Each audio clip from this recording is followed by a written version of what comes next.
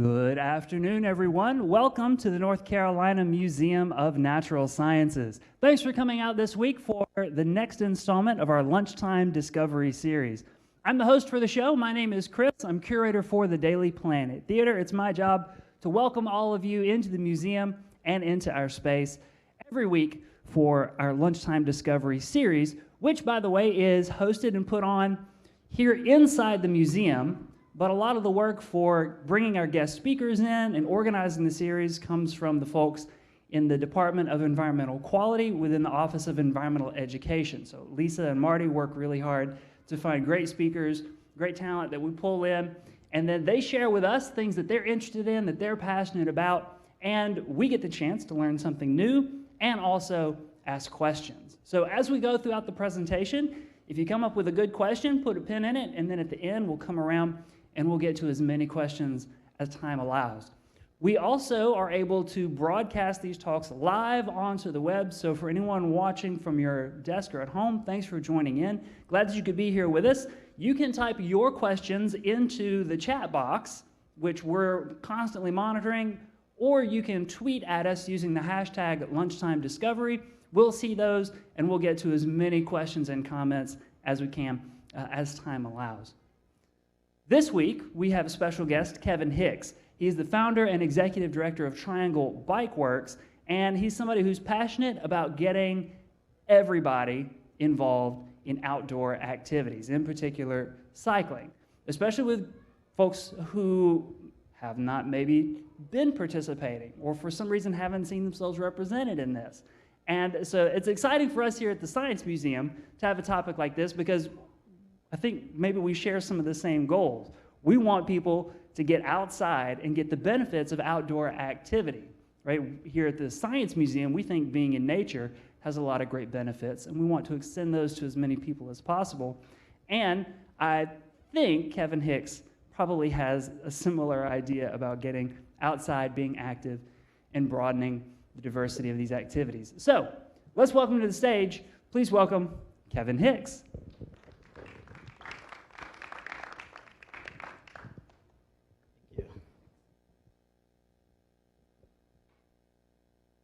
Good afternoon, everyone. Thank you for coming. I'll set this here. My name is Kevin Hicks, and I'm a social entrepreneur. What does that mean?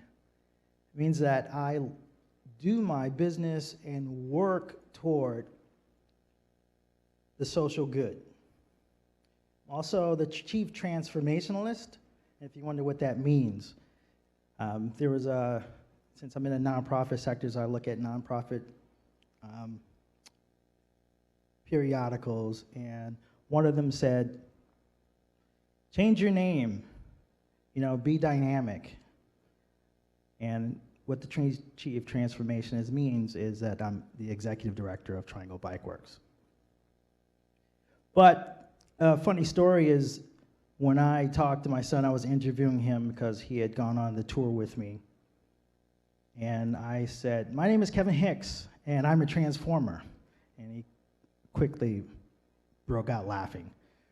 So I don't say I'm a transformer anymore, but what Triangle Bikeworks does is transform the lives of youth. I'm also a father of 8, and those of you know that it's graduation season, so this June, I will begin my parole.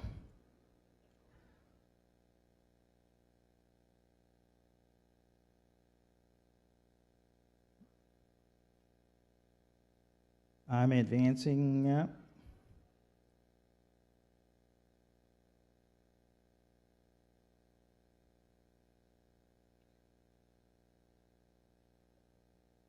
Okay, little housekeeping. If you have your cell phones, please turn them on and to vibrate. And if you have to take a phone call, please do.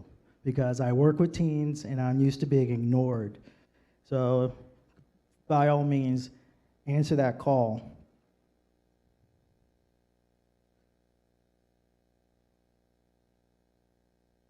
Who in here has never ridden a bicycle? That is good. Anyone upstairs? No? Can you give me a word that resonates with you for bicycling? Anyone? Burning? Oh, you're a hill climber. I see, yeah. What about you? One word for bicycling. Yes, the beard, the only one with the beard. I'm sorry.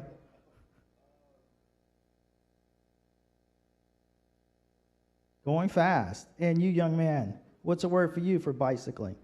What do you feel? Happy. Those are all good words. I use freedom and adventure. Freedom and adventure because bikes were your first mode of transportation. When your father or mother let go of that back seat of your bike and you're off on your own, you felt that thrill that you can go anywhere.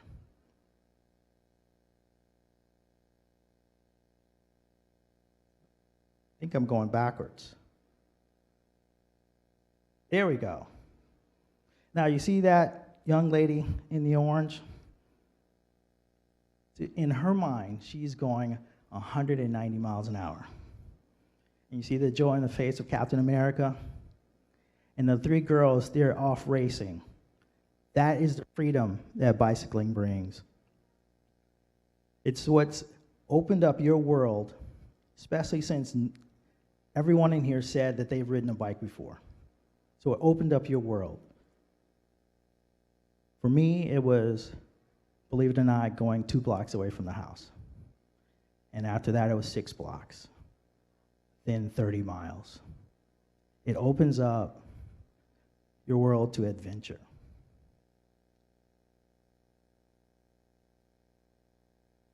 I think I get this right. Okay. So you see this picture here? This is called a Draisine.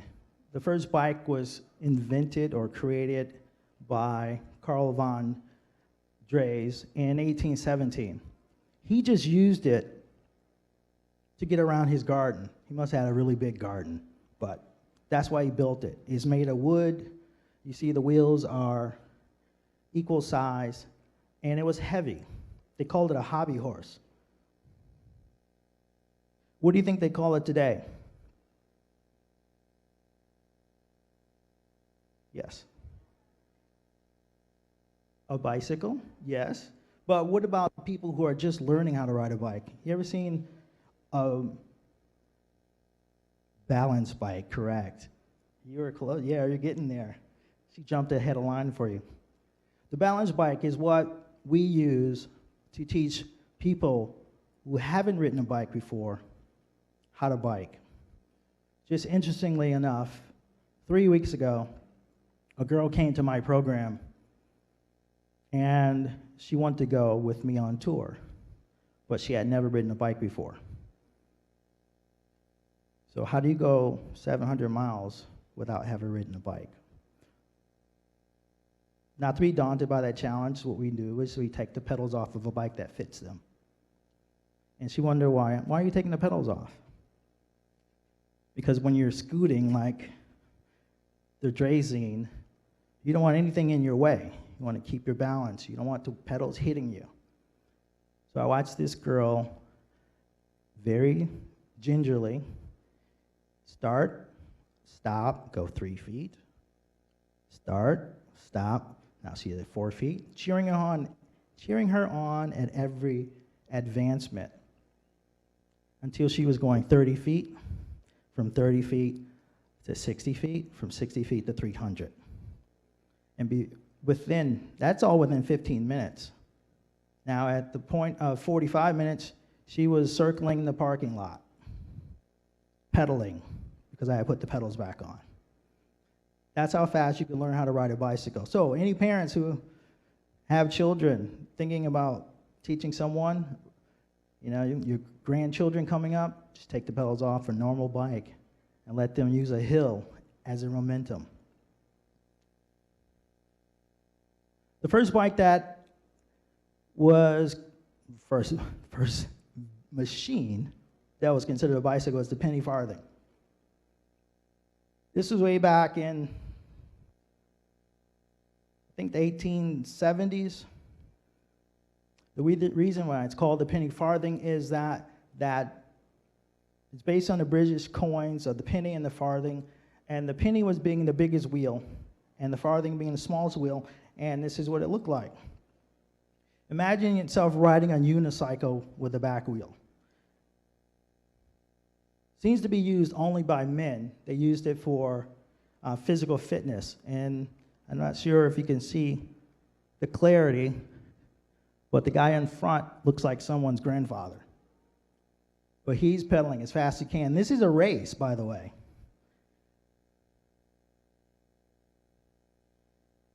Soon became the bike craze. What's considered the first two-wheel machines, this is called the ordinary. It has a smaller back wheel and a larger front wheel.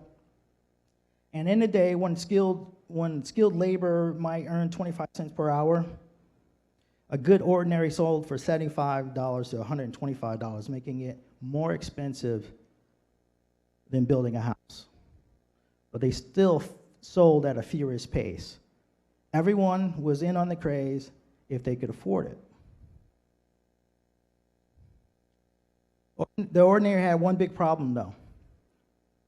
That hard wheel in the front, if it hit any obstacle, you did what's called a header. What do you think a header is? You? What do you think a header is? A bike that you flip over. They go endo, we call it endo now when we go over our handlebars, but it's the same concept. Gravity takes over, and you're going head over heels, or heels over head. So that's because of that problem of hitting an object and flipping over. This led to the creation of a safety bike. And the safety bike liberated people because they didn't have to worry about being injured or not being able to afford it. Because think of the PC in the 80s when it became hugely popular and available. Everyone started getting them. Now you can get a PC almost anywhere. That was the ordinary, and then moving on to the safety bicycle. That also liberated women, by the way, because now they weren't stuck at home. They can get on a bike and travel.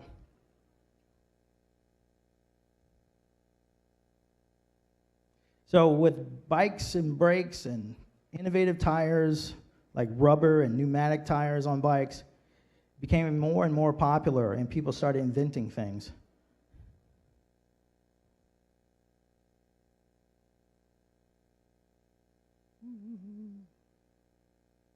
Oh, there we go. This man here is Isaac Johnson. In 1889, he patented a bicycle frame that folded. Now, we have folding bicycle frames now, and they're all based pretty much on his innovative design. And if you notice, that triangle in the middle of the frame is still in use today.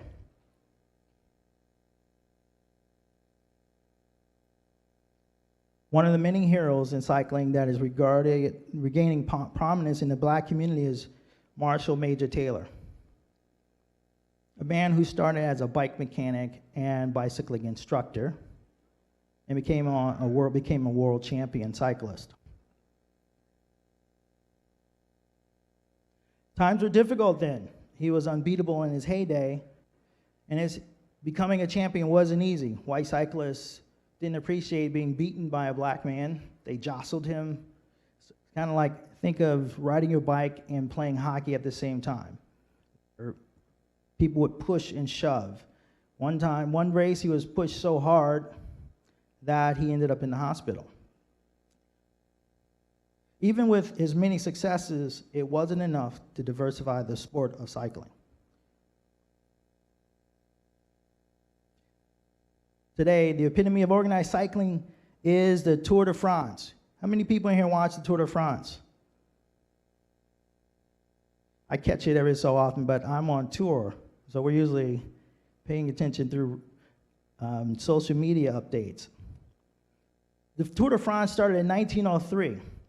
Participation extended from a primarily French field, which means primarily the French citizens were participating in it, until riders from all over the world participated in the race each year. Despite years of operation, it wasn't until 2011 that the first black cyclist was able to compete in this brutal race, breaking a 108-year cycle. Remember that men claimed the sport early on.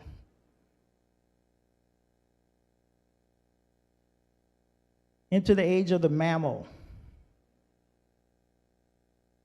Cycling becoming more and more popular. Men continuing to take on the sport, buying more and more expensive bikes and cycling gear. Believe it or not, I'm part of the mammal group. I am a middle-aged man, and I do wear Lycra. But this furthered demand for high-priced bikes. The middle-aged men in Lycra have financial means to purchase $4,000 and $6,000 bikes. Not to be outdone and not far behind are the women in cycling, but there's no acronym for them yet. I'm sure they'll come up with one. But hopefully soon you'll see more cyclists like Alicia McGowan, who has a mission to become the first African-American female professional road cyclist. She says at the end of the day, it's all about opportunity. That's what I'm about, providing opportunity to youth to do extraordinary things. The North Carolina Interscholastic Cycling League is the premier mountain biking experience for youth in the state. And I might be a little biased because I helped run the North Carolina Interscholastic Cycling League. How many people know about the North Carolina Bike League? Well, let me tell you, it is, if you've ever seen a wonderful race put on by professionals, we do a good job. Now, this picture doesn't show, but it does show the start of the race and the level of competitiveness in the field. But the league also has the same problem of diversifying cycling.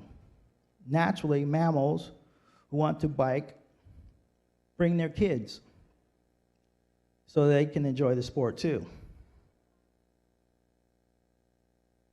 So with all that said, I'm going to ask a question that might be rhetorical at this point.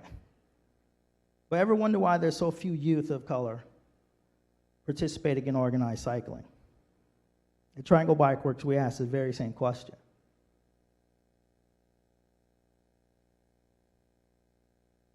It's a natural problem of comfort. It's about proximity and comfortableness. When you are going into cycling, you look to your child, and you look to your child's friend, and you look to your neighbor's friend.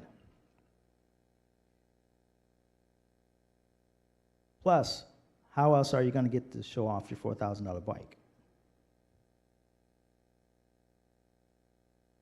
So the question that we asked, what if we took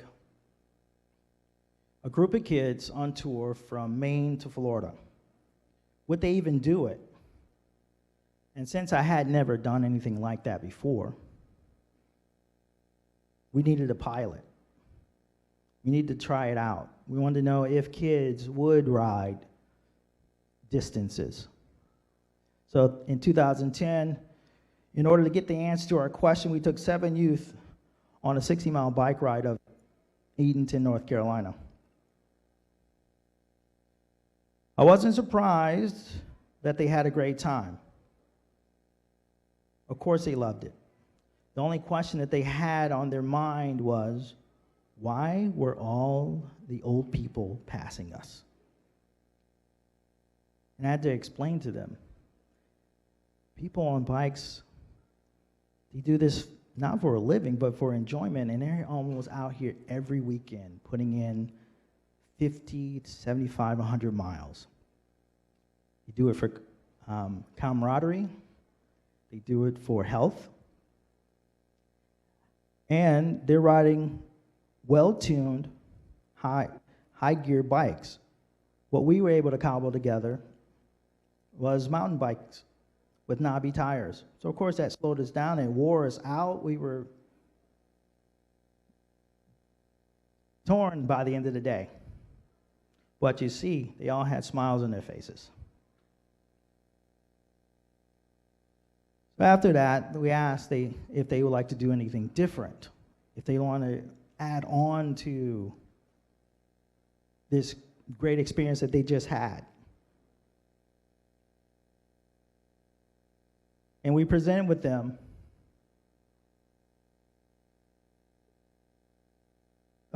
two routes, and the one they chose was the Underground Railroad. It was a distance of almost 1,800 miles. We cycled from Mobile, Alabama to Niagara Falls. It took us 32 days to do it. And during some of those days, I used vacation time and worked from the road.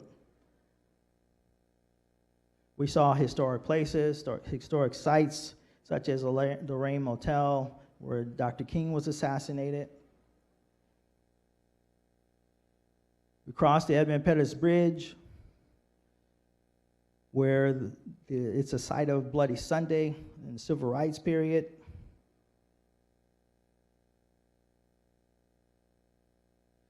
And the youth also took time to volunteer and give back by volunteering at the national parks where we stayed.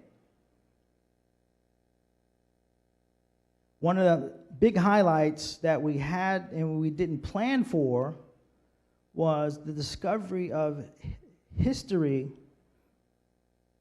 that didn't fall into the curriculums. History like this park ranger telling the students about the Battle of Bryce's Crossroad, where at the time Negro soldiers were valets and cooks. And they were handed the rifles as General Nathan Bedford Forrest was coming over the valley. And he said, "Defend us as we escape." And they hid behind a berm and defended as well as they could, while 6,000 of the 8,000 troops retreated. I recount the boys in the group now seeing their history differently.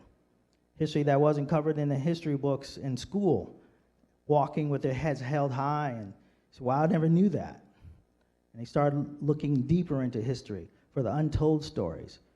We had stories like that all the time coming across small towns where the local historians kept the history alive and passed it on to the kids as we passed through. It wasn't expected.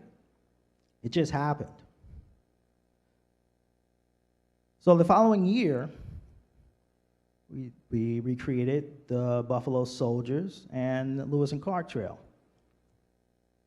We headed from Council Bluffs, Iowa, to Crescent City, California. It took us 45 days because we spent 10 days in Yellowstone Park. Taking in the history, taking in the outdoors, the Badlands, everything you can imagine out west for the kids to experience. This is the opposite side of that sign. That is the dividing line between Wisconsin or Wyoming and Montana. All we did was switch sides. Take the picture. It's one of those interesting artifacts of the tour where you can be in two places at one time. So we're about self-efficacy, empowerment, confidence building, health.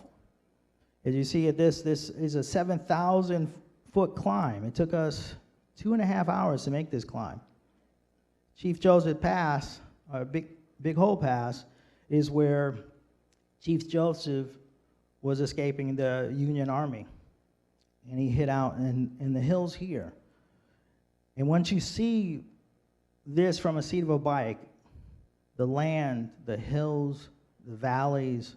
You become more appreciative of the preservation of land.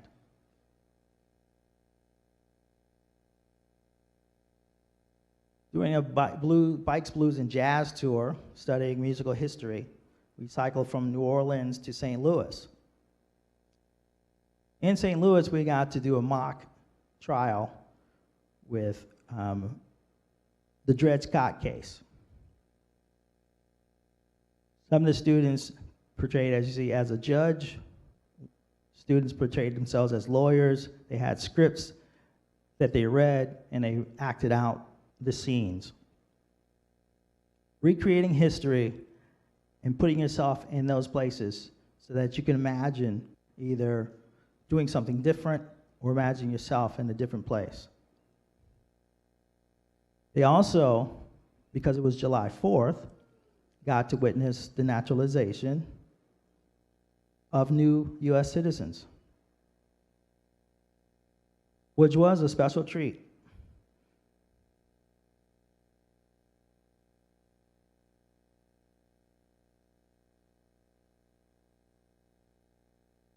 One of our tours was the Gullah Geechee Cultural Heritage Corridor Tour.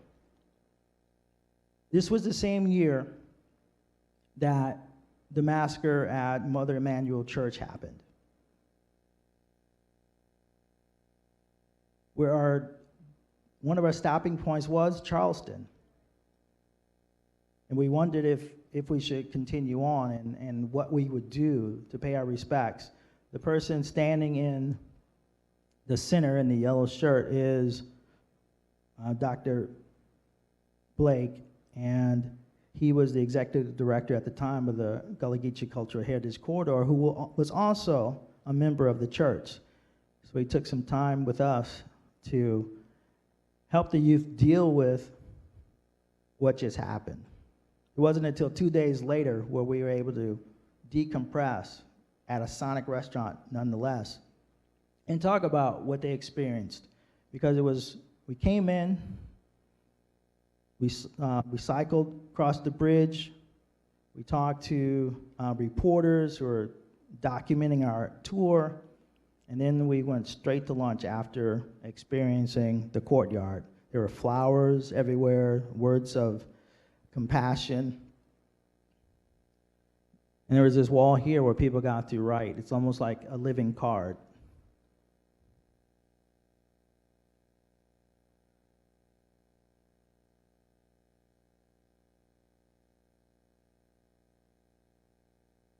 We also branch into other forms of cycling.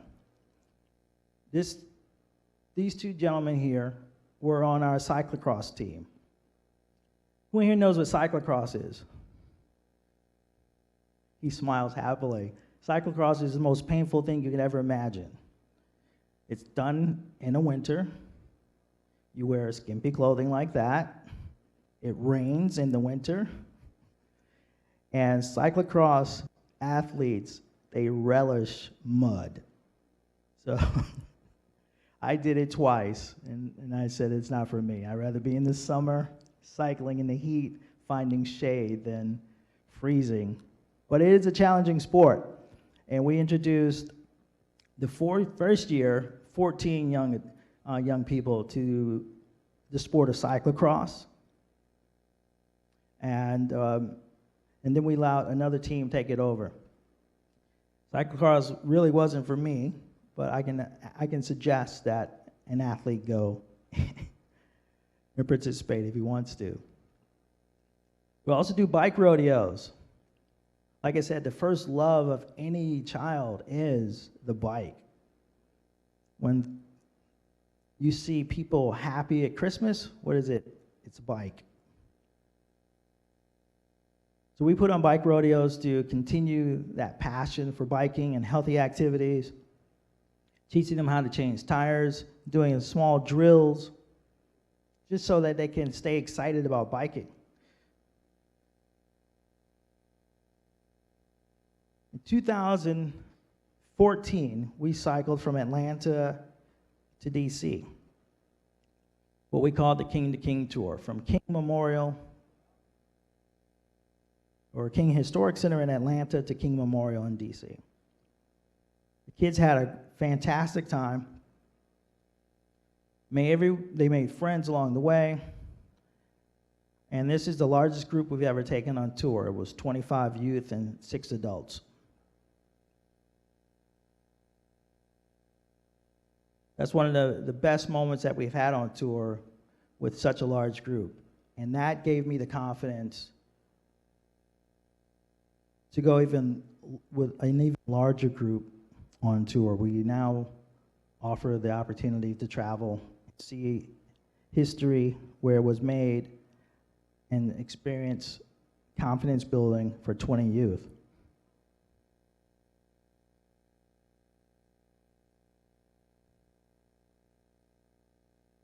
In 2015, we recreated a tour of the Gullah Geechee Cultural Heritage Corridor, seeing other historic sites down in Florida, the first settlement, which is St. Augustine, doing environmental studies along the way. And the most important thing is our travel. Most kids that come on tour with us don't get the opportunity to travel. You see beautiful vistas, and they experience some things that you can't see in this picture, such as right on the other side of me, behind me, is a field of hay. If you ever grown hay, it's lots of water, standing water. So we're in Mosquitoville, and 10 miles from the worst place called Wisdom, Montana, that holds the worst mosquitoes population. One time we even walked out of our van, jumped out, and there was a mosquito this big. What do you think we did?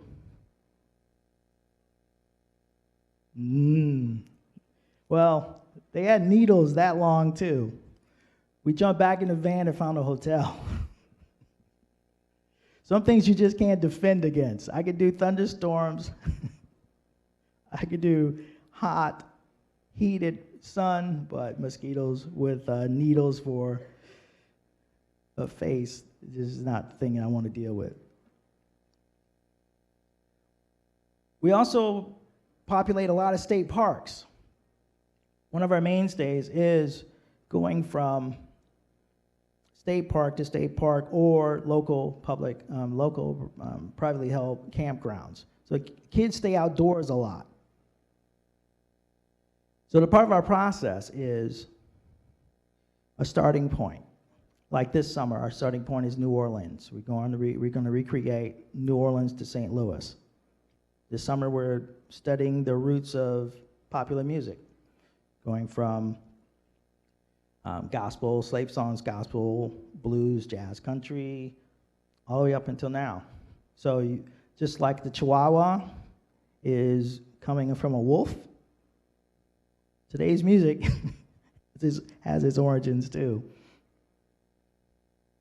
Because we're outdoors a lot, we do a lot of camping. So what I was about to say is that we pick our starting point. This one is New Orleans, and I look at 50 miles from that point. And I check 10 miles up, 10 miles back, is there a place to camp? If there's not a place to camp, we go 15 miles up, somewhere in the vicinity. And that's our next point. Then I plot again the next point, and we increment it 50 to 60 miles at a time until we're at our final destination.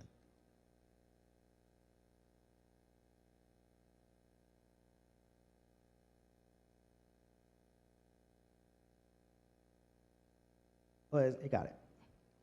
Like I said, we're outdoors a lot. And we have to remember that this is summer for people. We want to make it enjoyable. So on the Gullah Geechee Cultural Heritage Corridor, we're riding it right along the coast. So at every opportunity, we took time to go out to the beach. We didn't even get off our cycling gear. We went in the water just like that. Because we're trying to have fun as well as learn some lessons. And the biggest lessons that are learned are about themselves.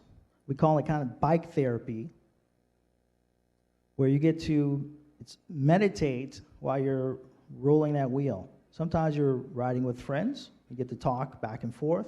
Sometimes we're on such rural roads that we won't see a car for an hour, and you get to work out problems, see things differently. I always call out caterpillars on the road, or kids see snakes. Of course, roadkill. And we definitely call out roadkill. You don't want to ride through that.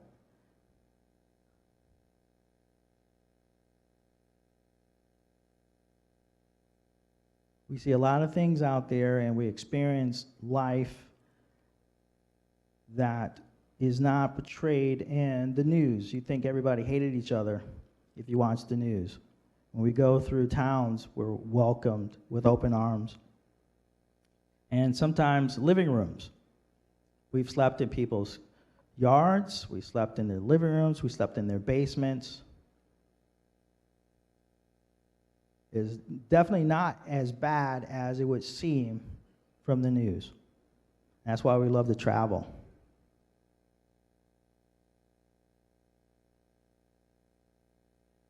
If you look at this is in Yellowstone. If you look at that, that looks like I'm at a backdrop. That's the actual photo. Looks like somebody just plopped down a picture behind us. I had to take that picture because I couldn't believe it. Looking at it directly, you still can't believe because everything is so crystal clear. You can't get that from a book, so we have to go to these places and experience this.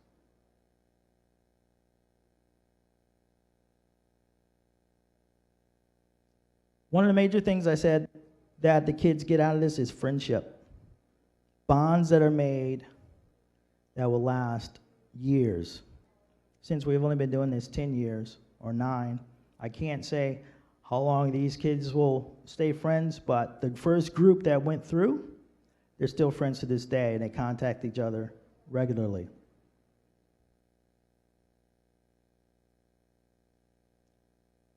This is our last summer tour where we actually got to stay in North Carolina. We cycled from our back door, or my back door, and completed a big circle from Chapel Hill to Brumley Forest to Horton Grove in North Durham to the dam, back down to the Neuse River Trail off to the coast, up the Outer Banks and then home. There the kids learned of the importance of the watersheds, land conservation, and the history that we picked up along the way. We called it Bikes, Water, and Soul.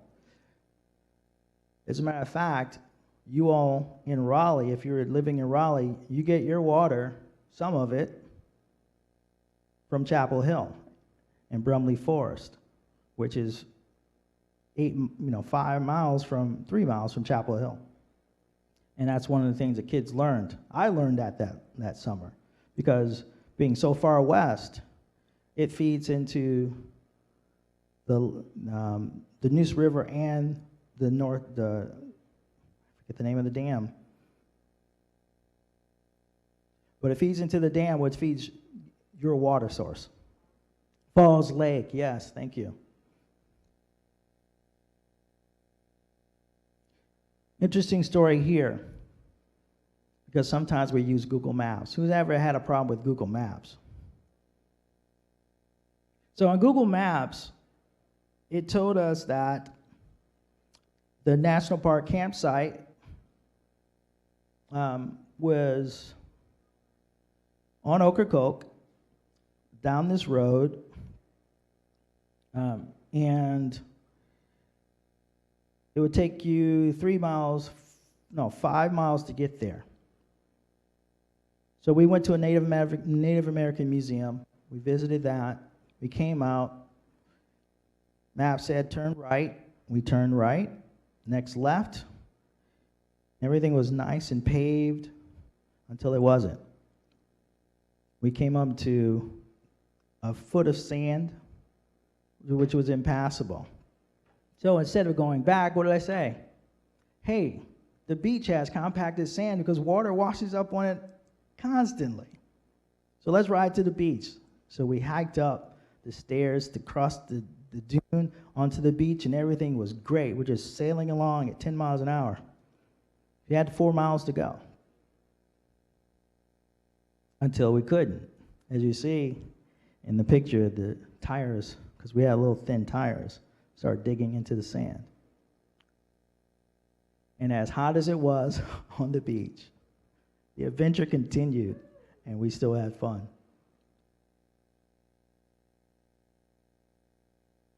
I think I want to show you a video about our last summer's tour. So this will take about 6 minutes. Hopefully the sound will work.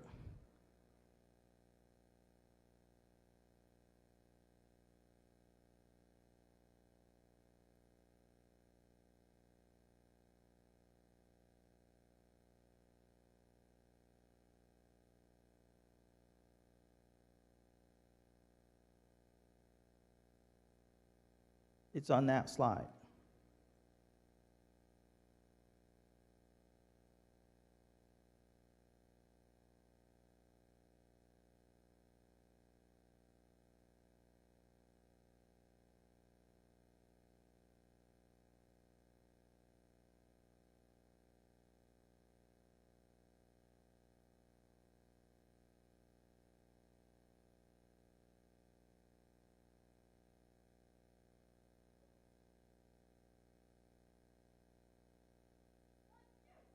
I'll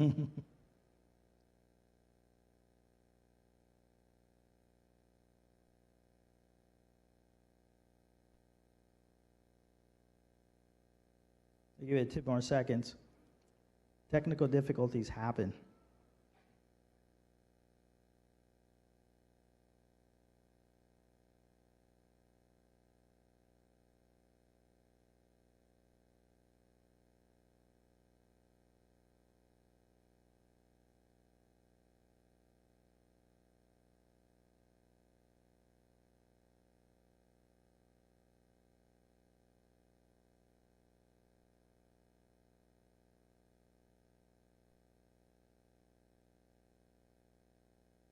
I swear I tested it.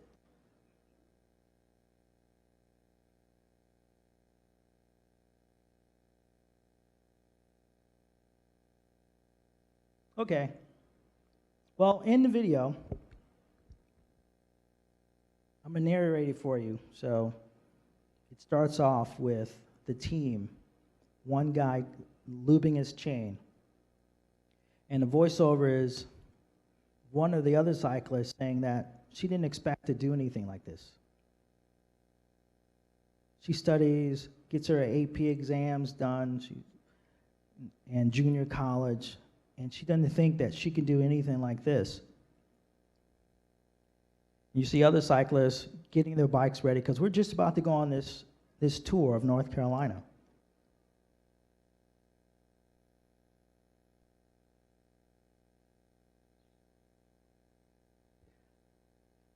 She can't believe it. And she tells her mom says, what do you think? How can she prove to her mother that she's resilient enough, that she can do something as monumental as this, that no one's telling her to do this?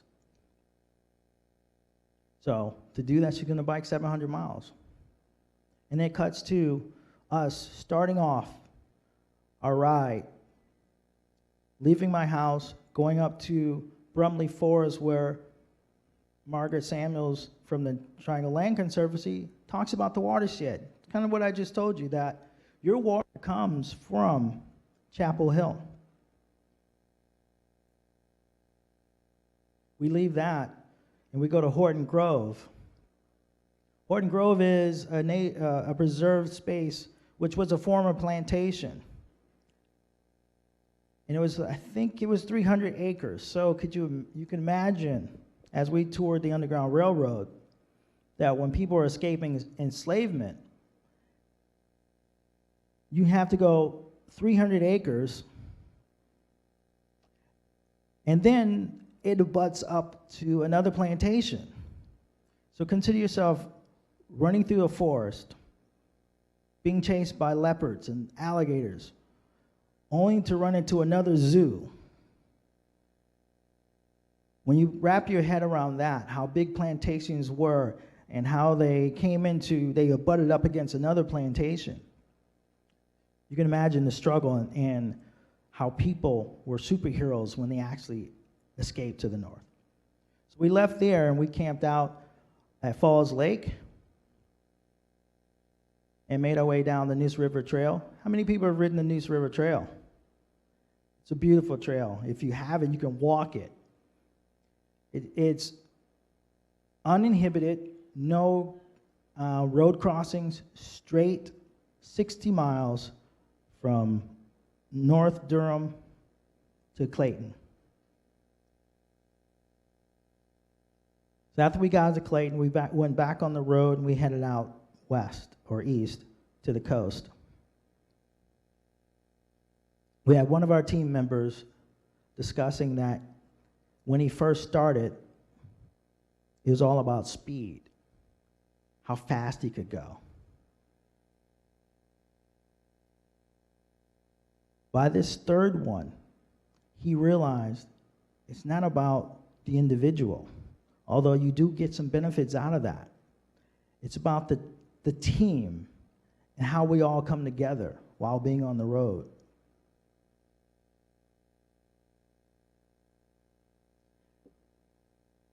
The video ends with the young lady speaking again, talking about how she could be doing this on her own. And how she realizes that the beauty of it all, just like the young man said, is being with the team, being with the family, that you have this shared experience that you'll remember for the rest of your life. So what I'm saying is, in conclusion, that biking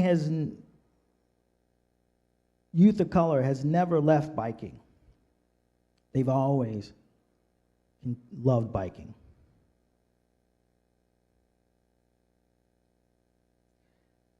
In 1946, and as you saw, the gentleman who made the patent, you have to love biking in order to improve something.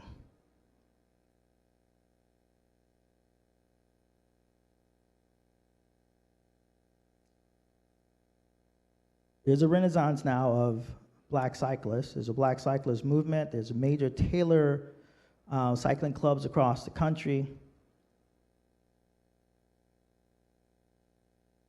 And we're just trying to tap into that, bring more youth into the joys of cycling, because what is not known, the science of cycling, the science of mountain biking, any type of riding, apart from the physical benefits, is the cognitive benefits. You create new brain cells. You think through problems. All that is a result of biking. There are stories where people have developmental problems and they take up biking, and they experience vast improvements.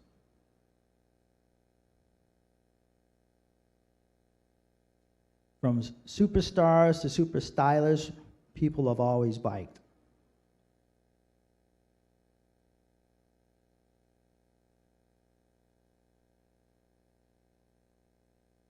You know, you figure that if you press it harder, it'll work. So, youth of color have never stopped loving biking. I think organized biking just got too expensive. Up until now. Thank you for your time. Any questions? Let's give him a round of applause.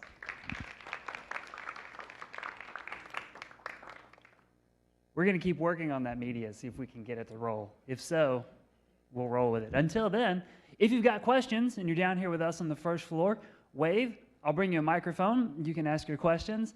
If you're on the second or third floors, wave down at me and then yell your questions, and we can use our microphones to repeat them and make sure that everyone can hear. We'll get started here in the back. How large are the groups typically that you take out on these tours? Are they always in that 15 to 20 youths on the touring rides that you've been doing? Yeah, we've always tried to expand each year. Me and my program manager, on the ride back home, we go over the pluses and the minuses. What could we improve? We've always been 50-50. I think 7 out of 8 tours were 50% girls, 50% boys.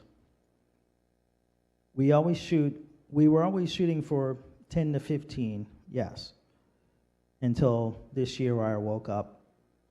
And usually, because I'm the founder and executive director, when I wake up, there's a new idea, there's a new program. I figure that we can do 20 because we've done 25 in the past.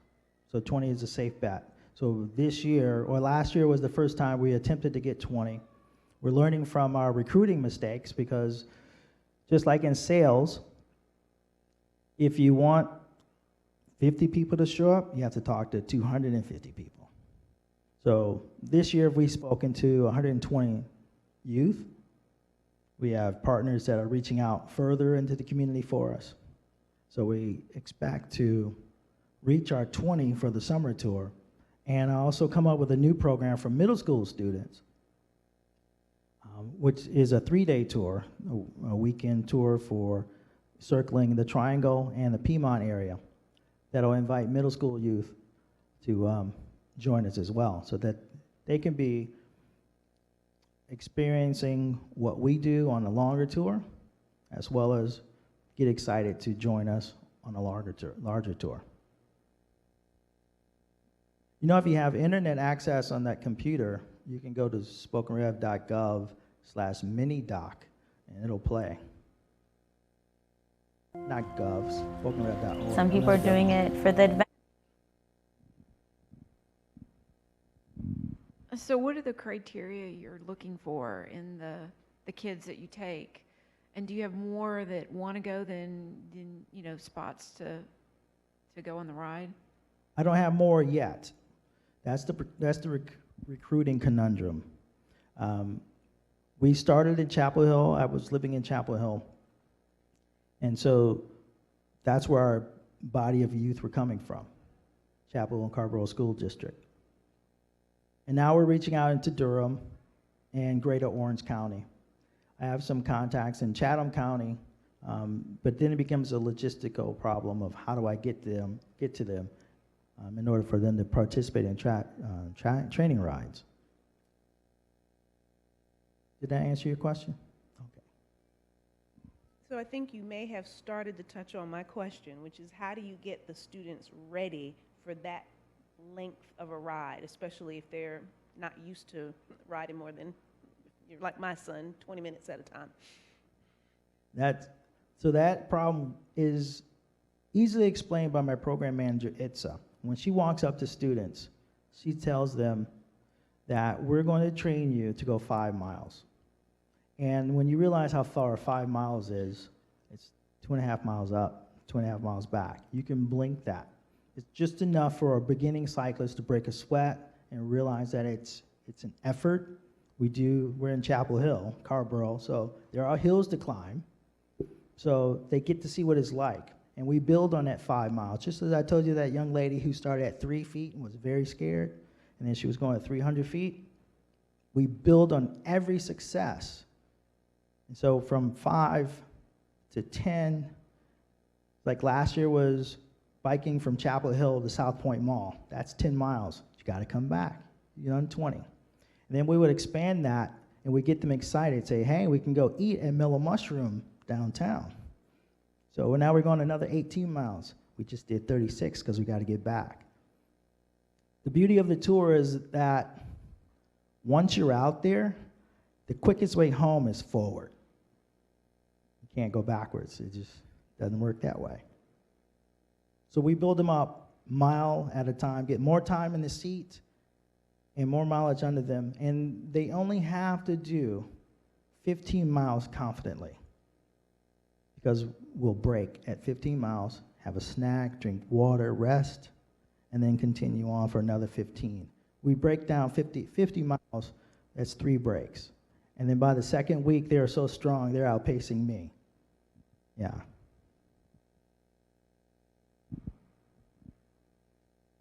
We'll do one more question, and then I think we've got the video ready to go. Can you talk about liability issues and funding, how you pay for support and transportation, and also where do you recruit your cyclists? We recruit the cyclists from the school district, and it's peer-to-peer. So this now you wouldn't believe this, but I try to do the social media, but here I'm 54, so my sentiment on social media is a lot different than what the kids pick up on. One of our student cyclists, he's Korean, so he's about 4 feet something, I can't remember. But he works out a lot. And when he was riding his bike, he took a picture of he pulled up his pant leg and took a picture of his thigh, posted it out to friends. Within 10 minutes, he's got 22 likes and people asking, how did you do that? So we're getting his friends to join. I would never post a picture of my thigh, no. But he did that. So funding, this has always been free for the cyclist. From the beginning, we've supplied the bikes, the bike gear, and the transportation and food. Sometimes I do have to go pick up a cyclist and bring them back. Sometimes their parents are able to bring them to practice. I think that. And funding is usually through grants and community donations. We're top heavy right now in grants, but we have organizations that support our mission. And then the community fills in the rest. Thank you very much. Let's give him one more round of applause. And then we'll do our best to take a look at the mini documentary. And then, Kevin, I hope you can hang around for a few more minutes if anybody wants to meet you in person, say hi, or ask any questions they may have on their mind. But thank you very much. Some people are doing it for the adventure. Some people are doing it because they might be passionate about water. Some people are doing it because they just need something to do for the summer. Whatever their reasoning is, everyone will leave with something new. Like I said, we would try.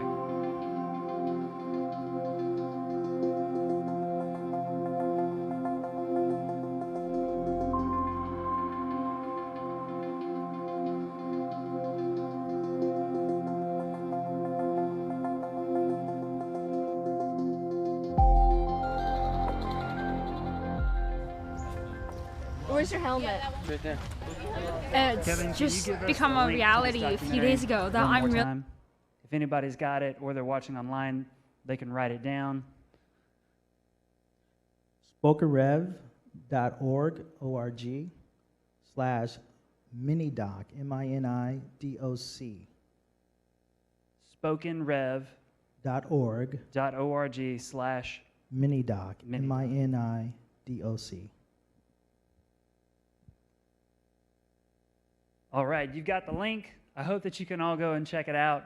I would encourage you to do so since we were unable to do here. And thanks, everybody, for coming out to the Lunchtime Discovery series. Thanks for spending your time with us. We hope to see you again here real soon. Next Wednesday, we're taking a break for the Memorial Day week, but then we'll be back the week after that in the Environmental Literacy Library on the 3rd floor, not the Daily Planet then. So we'll be back here in this space in about 3 weeks and in the Literacy Library in 2 weeks.